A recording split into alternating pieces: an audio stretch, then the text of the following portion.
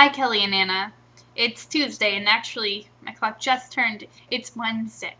So I'm very sorry for not making a video on Monday, but I have a lot of work. Like, a lot of work. Like, multiple all-nighters this week work. And originally, this video was going to be about the multitude of ways in which I put off my work because, as you both know, I'm an avid procrastinator. But then something truly remarkable happened. There was a bomb scare at Wheaton. Now, granted, I know bomb scares happen everywhere, all the time. But I mean, this is Wheaton. We have 1,500 students.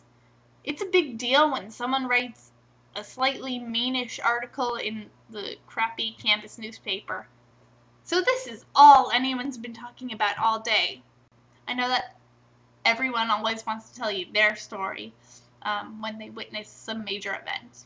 And you know what? This is my video, so I'm going to do that. So it started out about 40 minutes before my class. One of my friends texted me and she was like, "Whoa, we might not have class because there's a bunch of caution tape around the pond." And I was like, oh, I needed to go practice the piano anyway. I'll go to class, a little early, see what's going on. So go down, go into the arts building, and there's like caution tape like blocking off access to the pond. So I go into the building and I go up to one of the glass doors so I can sort of, see what's going on. I see this really weird piece of equipment, so I take a picture of it with my phone and I send it to my dad because he's a fireman and he'd probably know what it was for, and if he knew what it was for, then I can figure out what the hell was going on. So I send the picture to my dad, and while I'm waiting for a response, I see one of my friends in the hall and I'm like, "Hey, do you know what's going on?" And she's like, "Yeah, someone said there was a bomb scare." And I was like, "Ooh, probably just a rumor, right?" So then my dad calls a few minutes later, and he's like, "I don't know what that is. It looks like something they'd use to search for bombs." And I was like, so, there's caution tape, but the building's still open. People sort of file into class, so sort of, being like, "Whoa, what's going on?" And, everyone sort of goes into the classroom and we're all like, "Oh, crazy stuff's happening at Wheaton. Rumor has it that there's a bomb scare. Ah!" But, none of us actually takes it seriously because stupid things happen at Wheaton all the time. Then someone comes in and they're like, "Whoa, they just evacuated the dining hall." And we're all like, "What? They can't evacuate the dining hall." Then someone says, "Well, if it were really an emergency, they'd evacuate this building too." And as they said that, an alarm started going off and we all had to evacuate the building.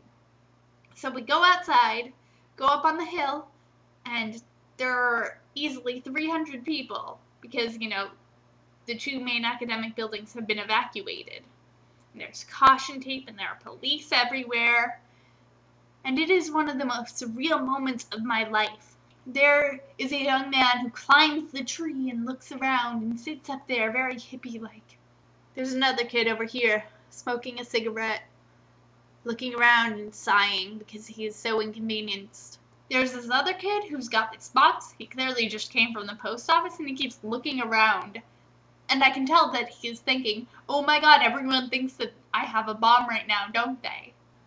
My friend Jenny and I realized that the acting class that goes on during our Broadway class has also been evacuated, so a bunch of our friends are somewhere out in the crowd, and we look around and we see someone with a set of bongos, people in bowler hats, and we're like, "Oh, those are our theater friends." Then this girl is completely oblivious. She's, one of those girls in the Uggs and the leggings, texting on her phone. She walks right through the caution tape and they're like, "Whoa, whoa, whoa, you need to get back. And we're all like, "Whoa, this is serious." We see a bunch of people from the bomb squad getting into this little boat and going up to the bridge, and there are wires, there's smoke. According to Google News, only two news sources have picked up on this. The Norton and Attleboro newspapers, respectively. I'm sorry, I'd expect a little more news coverage. I mean, this is a pretty freaking big deal. I mean, people could have died. I mean, granted, I am, a human being, and by nature I am very selfish, and I want everything to be about me, me, me.